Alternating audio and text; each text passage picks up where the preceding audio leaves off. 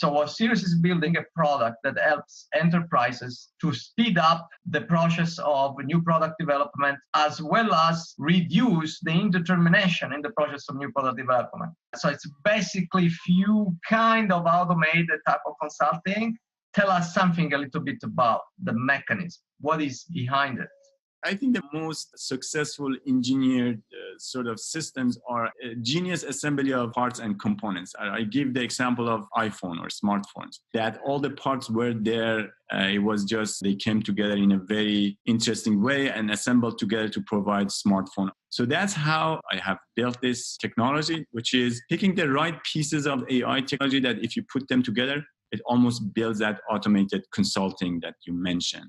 And you can leave it to do its work, and you give it tasks that it's supposed to go and do the analysis and come back with answers. You give it sort of feedback, and then it gets better and better. So at the bottom of the stack is natural language processing. And on top of that, we have knowledge graph. Then on top of the knowledge graph, we have a feedback cycle for machine learning. So there is machine learning going on in there. There is transfer learning going on in the language models and making the language models specialized for industry verticals. Then there is a feedback in sort of reinforcement learning per sort of company, so that the way that they provide feedback would make the system work better for them. And then on top of that stack, we have built this sort of our own invention, which we call sense-making engine. And it's a sort of manifestation of theories of cognitive science and sense-making in the form of a software module, basically, that brings everything back together. And as a result, we don't throw signals at people and say, go read these, for example, documents I found for you.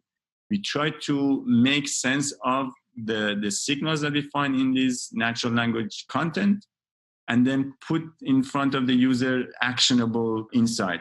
For example, in terms of go and talk to this company, or we found this person in this company, and things that are actionable from a user's perspective.